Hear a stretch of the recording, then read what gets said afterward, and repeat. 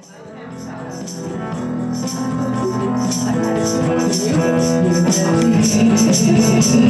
the mountain top,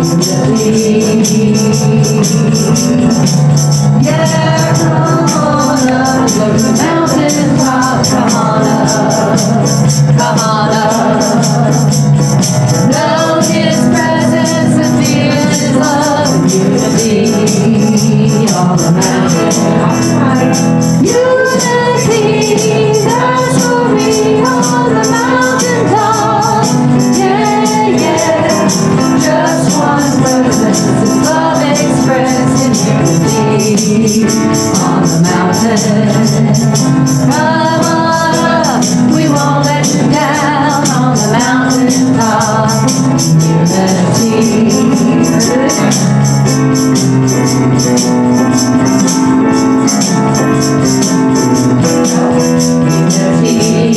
Unity on the mountain top. Unity. Yeah, come on up to the mountain top. Come on up. Come on up.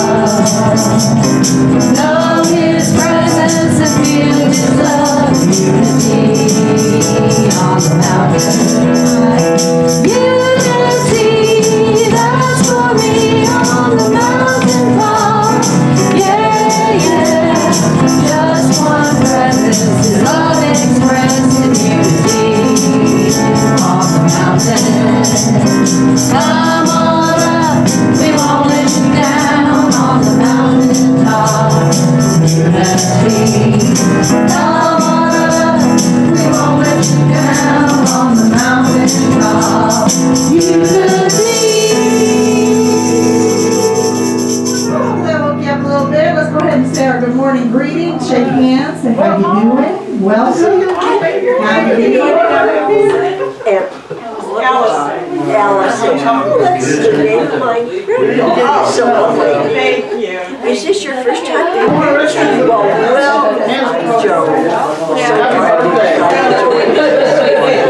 You are very welcome. Thank you. Looking sharp there, Dad.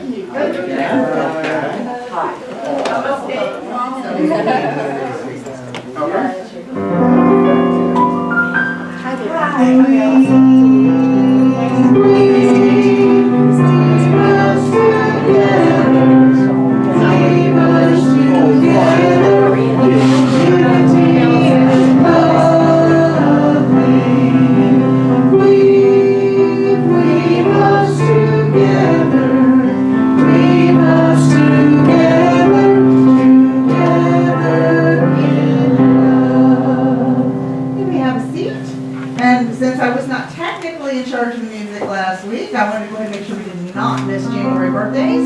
So once the first of the month, we always acknowledge and celebrate. Does anybody in-house have a January birthday? Oh, happy birthday, anybody that did not? Richard too, we got lots of birthdays. So we're gonna send some more fuzzy love your way, and to anyone in our lives here or already past, we're just keep them in thoughts this month. Happy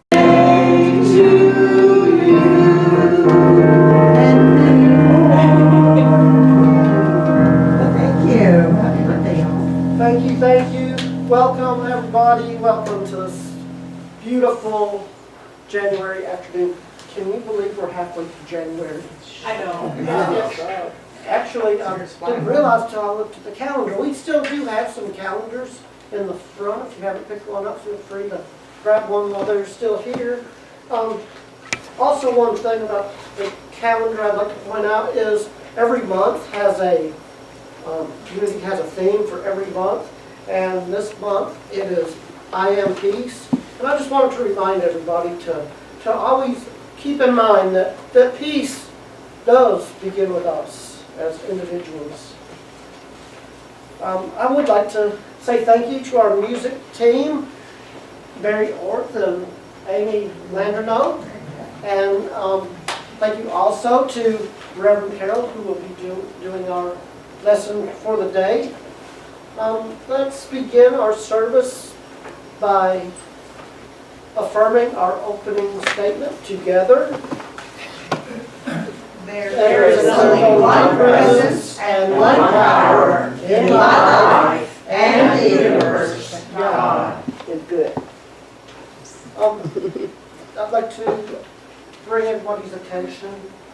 to our Christ candle that we keep lit during our service to remind us all that there is that light, that divine spark within all of us. So let us continue on by reciting our vision and mission statement. So together let us know that Centered in God, we inspire spiritual transformation, creating a world of love, peace, and prosperity. We are an inclusive spiritual community, inspiring, awakening, and serving in love. Let us continue on with our children's blessing as we think of all the children in our lives and in the world, and also that inner child within all of us. So together we say, we love you, We bless you. We behold the Christ in you. We accept you just the way you are. Walk in beauty. You are divine. We're going to go ahead and stand up and sing another song. David Ross and Richard Dickey wrote this one a while back. Real fun song. There are at least 100 ways my good is coming to me.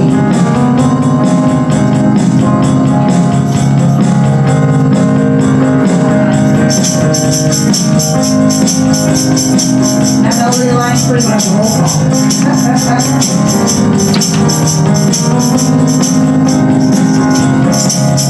Ready? There are at least 100 ways my good is coming to me. There are at least 100 ways my good is coming to me. There are at least 100 ways my good is coming to me. There are at least 100 ways my good is coming to me. Orth. At least 100 ways for me to repeat. I embrace my good and I do believe.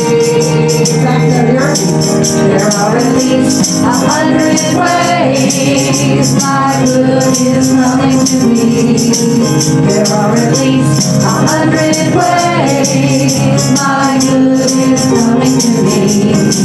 There are at least 100 ways my good is coming to me. There are at least 100 ways my good is coming to me. There's 100 ways for me to believe. And how is that I will receive.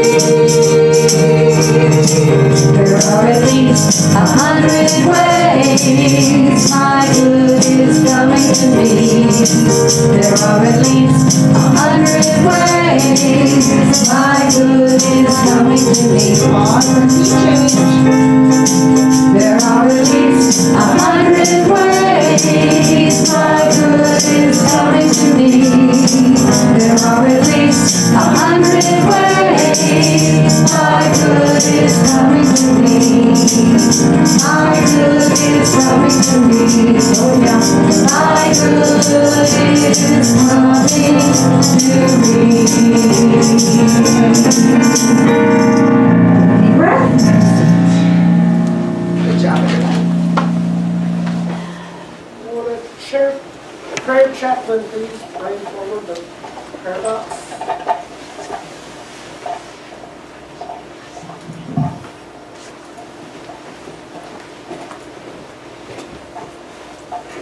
Good morning, everyone. This is our prayer box, where we keep the very sacred prayer requests that all of you make. And then it is sent on to Silent Unity, where they are prayed over and kept for 30 days. Thank you, Jim.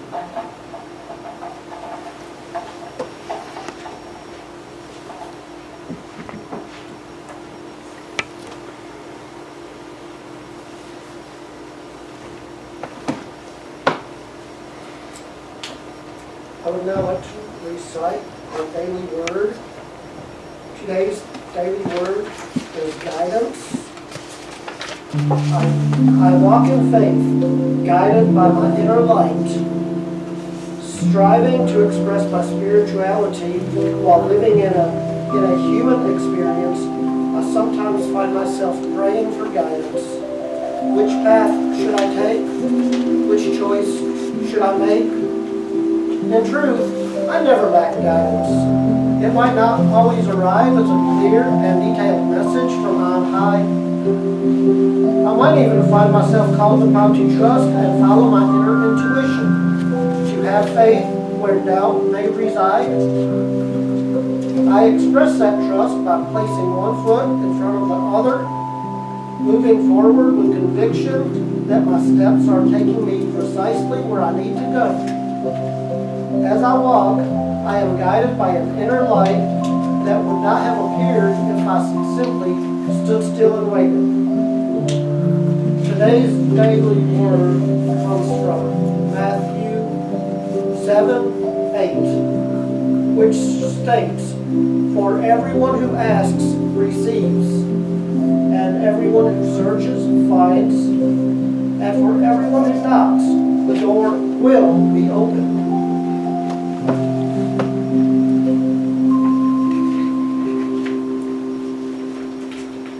Part of what makes unity what it is its tradition of prayer. And when it comes to prayer, we are inspired by our master teacher, our elder brother, our Savior, Jesus Christ, who taught us to pray in this manner. So let us find that empty, sacred spot within us. And from there we say, Our Father, who art in heaven, hallowed be thy name. Thy kingdom come, thy will be done, on earth as it is in heaven. Give us this day our daily bread, and forgive us our debts, as we forgive our debtors. And lead us not into temptation, but deliver us from evil. For thine is the kingdom, and the power, and the glory, forever. And with that, I would like to introduce Reverend Landreneau, who will do our lesson today. So let's move deeper into that space. Breathing in to that connection with Abba, dearly beloved. Breathing into that space of that divine awareness, of your understanding. What is this being, this essence, this spirit that we use as God? This, all that is in this moment. Open yourself to that possibility, to that connection. As you breathe, allow the word inspire.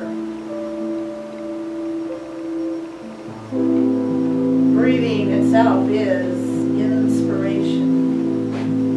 So we allow that to expand its meaning into, I am inspired by divine spirit.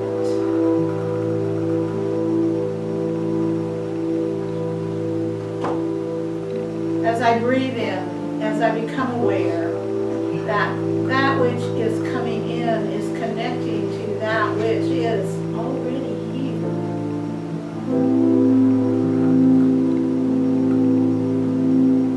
And use that metaphor of that inspiration, that oxygen, feeding that light,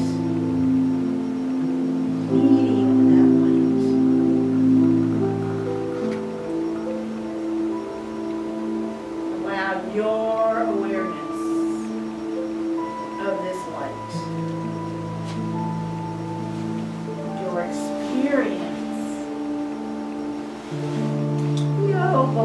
light radiating into the dark corner.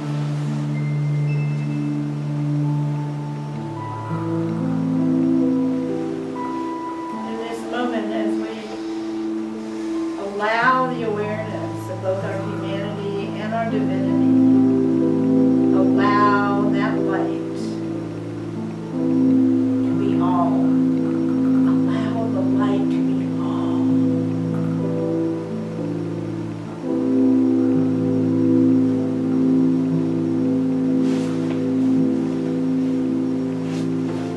Invite this light to inform your thoughts and ideas.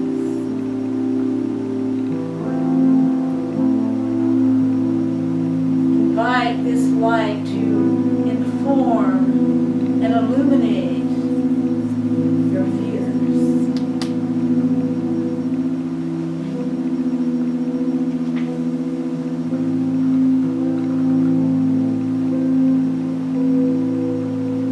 Feel this light expanding from that center place, radiating out through all the cells of your body,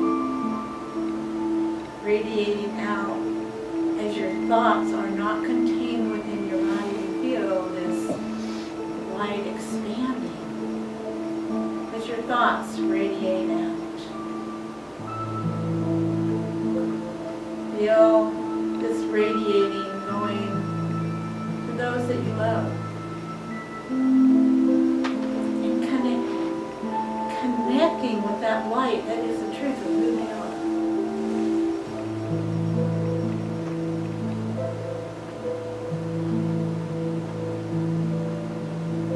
And as we connect, feel that awareness that this light is growing and expanding.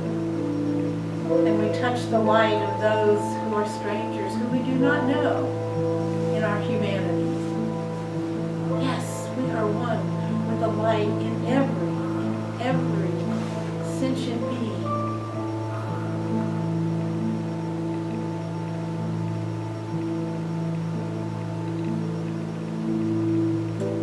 And we continue to radiate and to become aware that there is light in everything.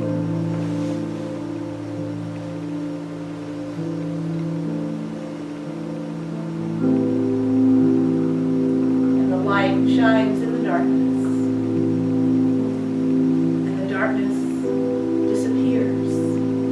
But the darkness is nothing. There is no reality in darkness.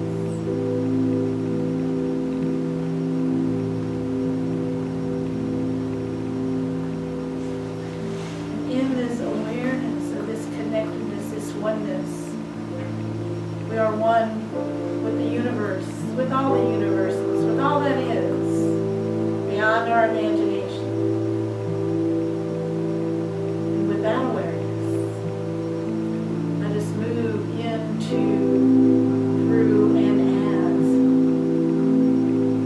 the center of our own being, into the silence, into letting go of sounds from the building, from each other, from the traffic. Let it go. Because our soul, that divineness, that divine spirit, speaks to us in many ways in the silence.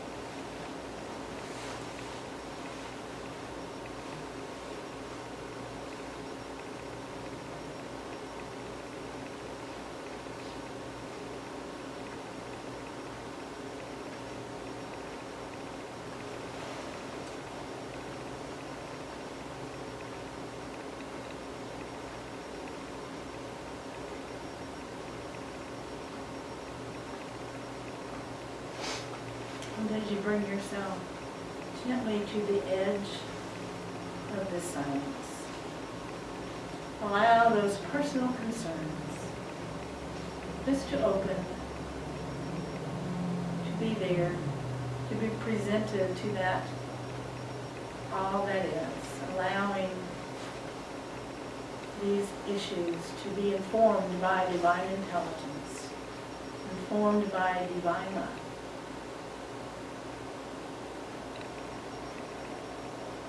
This is what's going on with me in this moment. This is what is going on with my loved ones.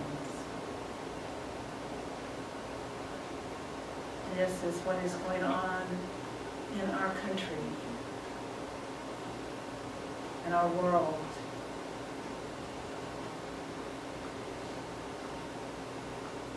And I open these concerns to love, to light, to healing, to wholeness.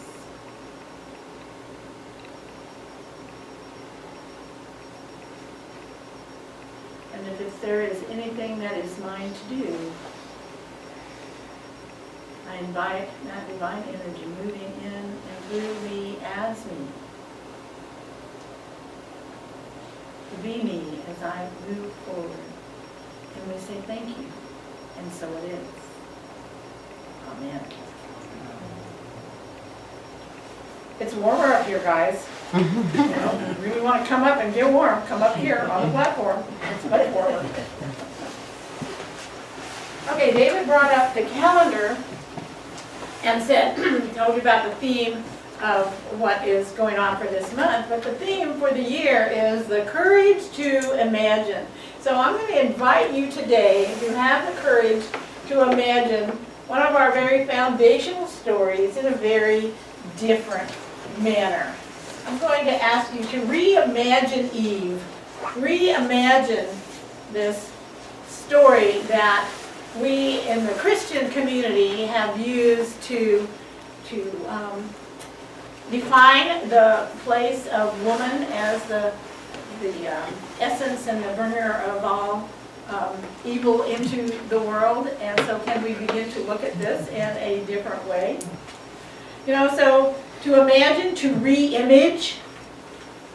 You know, when we think about Christianity, and be very clear, while we are within that Christian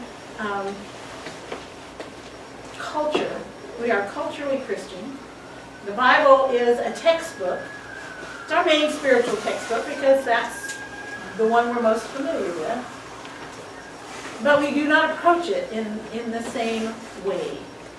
And there are many ways that even more traditional Christians might want to re-image, because when something is translated from one language to another, there's lots of choices of the words that are being used to do this. Now, the story of the Garden of Eden is pretty much Christianity at its worst. You ever thought about that? Christianity at its worst. Christianity condemns people. Now, not all churches come at it from exactly the same way, but from the Catholic and the Southern Baptist and many others, even if they don't actually teach this, the place of women in society and is informed by this, that people are condemned before they ever do anything wrong. You know, the idea of original sin, because Eve ate that piece of fruit, and believe me, I'm going to read a little bit, and it's not an apple, it's a piece of fruit, that the whole rest of the world is condemned from birth. No other major theology has that kind of a teaching in there. The other thing is, and this really came to me as I was thinking about this and writing this, what other major tradition, now we're not talking about Greek gods and some of these stories out there, but I'm talking about major religions, Islam, Hinduism, all of these, have a divine being that is so fallible that its major creation, as it is expressed in the chapters in Genesis, fails at the first opportunity. Is that the God that you see and you hold, not mine, not mine.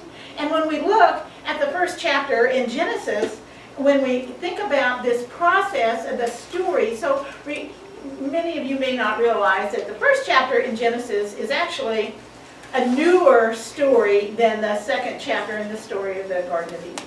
But in the first story, here's all the story of creation as it is, and what happens when it is finished, including the creation of human beings, male and female, created in the image and likeness of God. And God saw it, and it was good. God saw it, and it was good. Now we move into the second half and into the second chapter and into the third chapter. Now there's a whole nother story about this whole creation. Now when you read the first chapter, you realize this was not written by somebody who is uneducated. This was written by somebody who has a sense of cosmology, who has a sense of, you think about those, the days, periods of time, please, not days, periods of time of creation. And from the earth perspective, they are in order. So here was somebody who had some knowledge, some understanding of how things came about. But when we move to the story, the second story of creation, what we have is a story maybe told around the campfires, maybe told, this is the tradition. Okay, now we're going to talk about how did we get into this mess in the first place? And we have a parable that is full of metaphors. Now, we know that Jesus, as a master teacher, one of the verses, he taught nothing without parables. Well, he didn't make that up, He came from a tradition of storytelling. So this storytelling that says, I think isn't this just a lovely story of God kneeling down by the stream and forming people out of the clay and mud and breathing into them. It's very precious. It brings, it's a warm, fuzzy feeling. But do we want to believe that is historic? Do we want to take that as fact, that this is how human beings were created? Well, in a lot of Christianity, they want us to do that. And not realize, all the stories before Abraham are prehistory, prehistoric, pre-written down. And that's the reason why the first chapter of Genesis is seen as something that is much later. It is something that was written down. Obviously, when you read it, it is not just a story. It is a statement. So let's look at this story of the Garden of Eden. Now, how many of you looked at that story and, God says to Adam, first of all, remember, Eve is not here when this is happening. It's just Adam, and he's saying, and Adam means mankind, humankind. Look, here's this wonderful garden, and here you get all this stuff, and he goes through and lines all this stuff up. But look, there's that tree there, and you are not to touch it. Now, what do we all know? We learned very early on as children, all our parent had to do was point out something that, don't touch that, that's dangerous, don't do that. How am I going to do that? So, how many of you thought of this as a setup? A setup. And what if it really was a setup? Maybe that's part of now, here's this parable. So here is a setup in this process. The other thing is, so here is, now he's talking to this being. So in the story, it's just one being. And it's made in the image and likeness of. In the image and likeness of God. So we're going to put the two stories together. And this being is very new and is being put in this very perfect place. You know, so we're thinking about this story now, not from metaphysical. Now, there's wonderful metaphysical interpretations, and we can go through that at some other point now. But we're thinking of it as metaphor and parable. We're thinking of it using basically the ingredients that are there and kind of shifting our perspective on this process.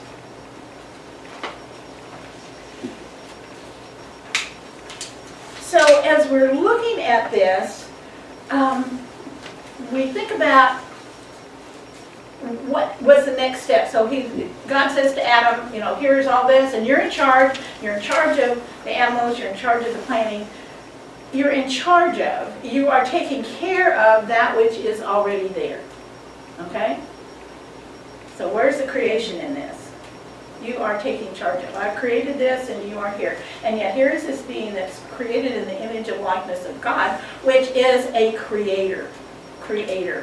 And so then, what comes next? So and God caused, the Lord God, Elohim, caused a deep sleep to fall upon the man, and he slept. And he took one of his ribs and closed up the place of the flesh thereof. And the rib that Elohim had taken from the man, it made into woman and brought her to the man. And the man said, now think about this, this is now bone of my bones and flesh of my flesh. She shall be called woman, because she was taken out of man.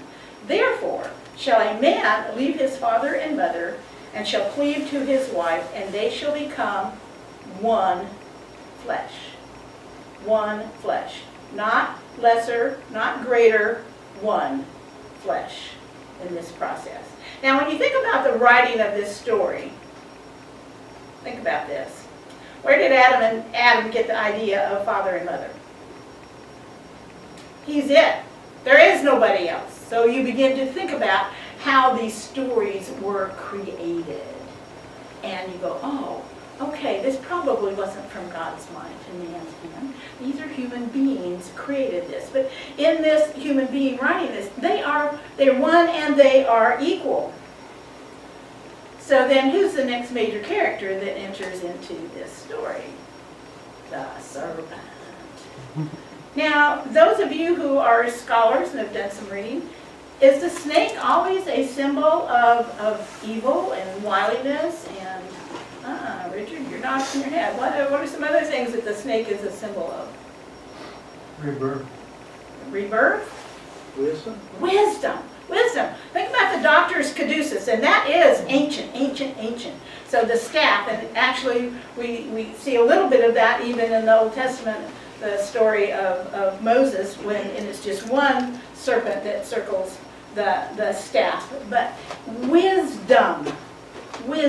So let's think about wisdom coming into this.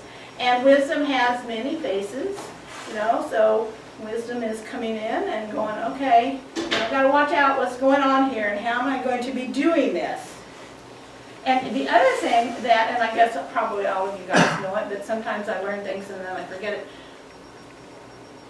Thinking of how ancient that caduceus symbol is, what is it the picture of?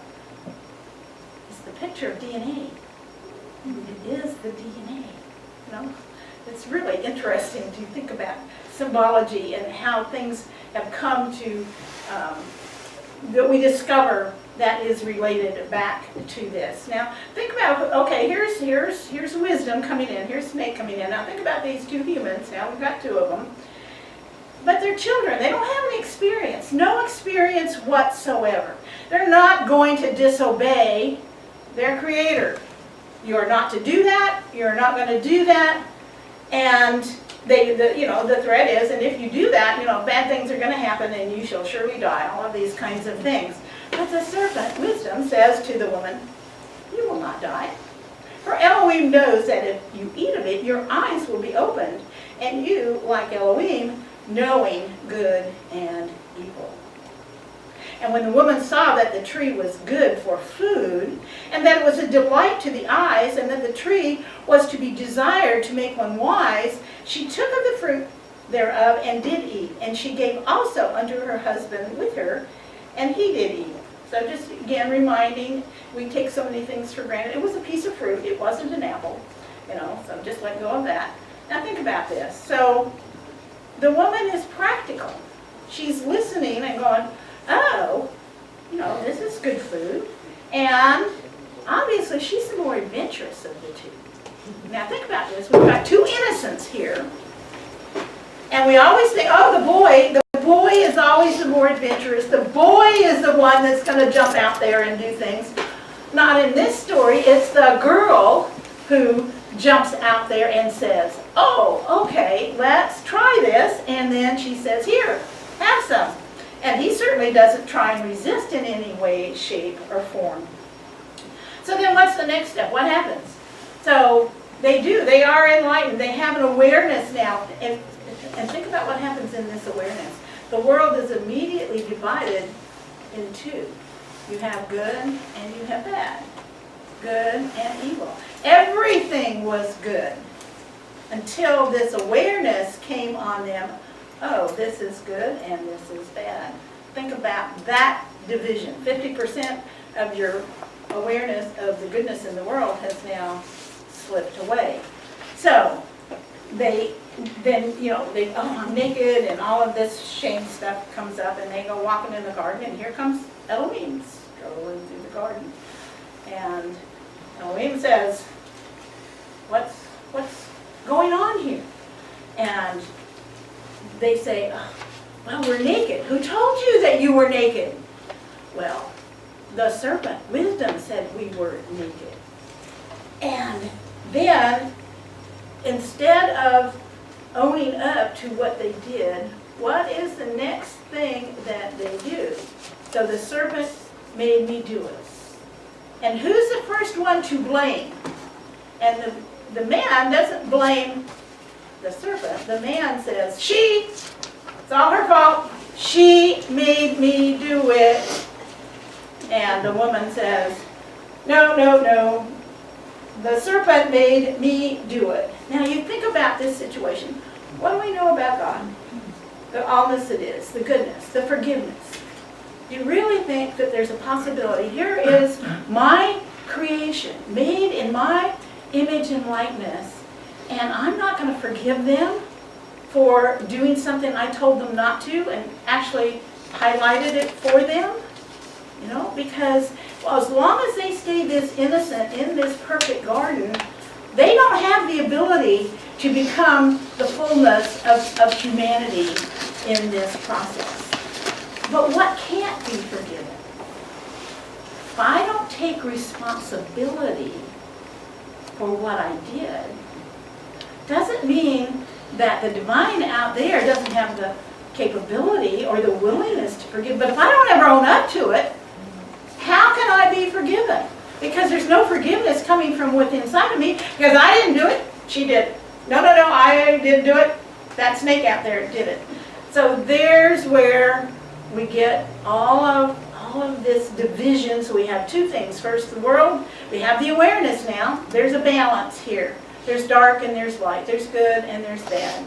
And our first action is to not take responsibility for what we are doing. And so then we see this, it's written as a curse, but think about it as, what's the result? What are the consequences of these two things? And so, first of all, Elohim says to the serpent, you're going to go out and you're going to be the lowest of the low, and you're going to crawl in the dust, and you're going to be all these things. Well, now what do we know about wisdom in the minds of humankind? How many humans think of wisdom as being something that is the most important thing? Not very many. That is not where most people are going for. And when Solomon was asked if he could have anything that he wanted, what did he say? He wanted wisdom. So if you look at that metaphor of the snake being the lowest of the low, it's really saying, nobody's going to be paying attention to you, wisdom, out there. You're going to be in enmity with people because wisdom is just not where they're going. And then what does he go on to talk to the man and to the woman and to say, this is what it's like to be a human being. This is what it's like now to live in a world that has both good and bad, that has both hot and cold, that has both dark and light. in it. So it is that process of them developing out there and becoming a human being. And you think about this story, you know, every culture has stories. How did we get like this? You know, all the major religious traditions have them, all the Native American tribes have a variety of story that says, how did we become who we are in this moment? And when we think about it from that process, and you look at how we are, how we've developed, we go, oh yeah, that makes sense. It's not history, it is not fact, but it gives a wonderful way of looking at processes and say, okay, but then what does that also leave us? Because if I'm an absolute perfect being in this process, I can't grow. If I am totally connected with this divine out here, I can't make choices in there.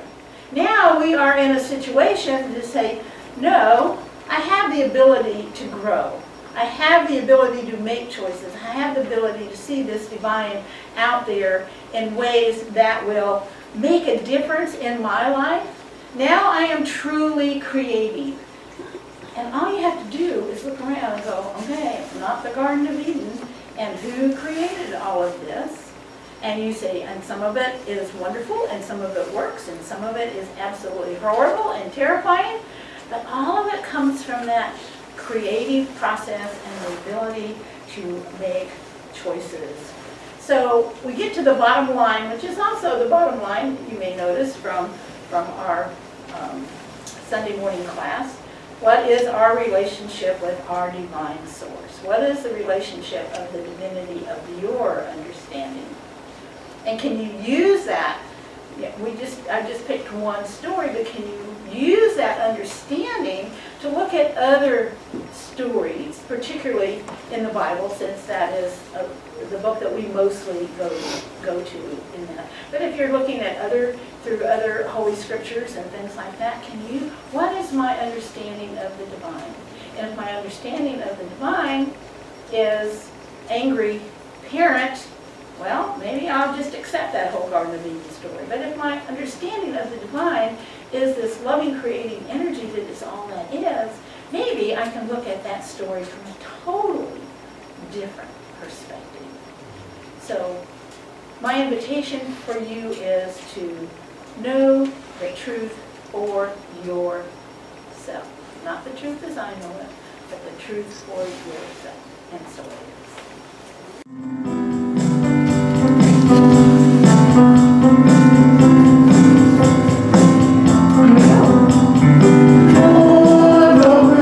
Holy Spirit, cleanse my heart and comfort me.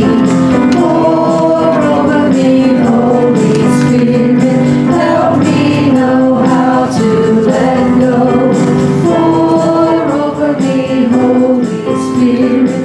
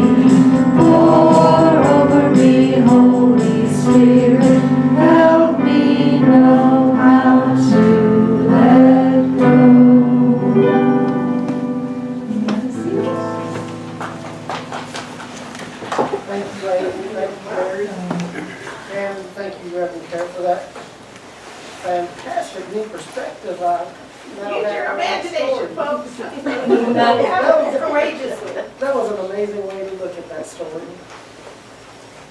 Let us now continue on with our prosperity blessings.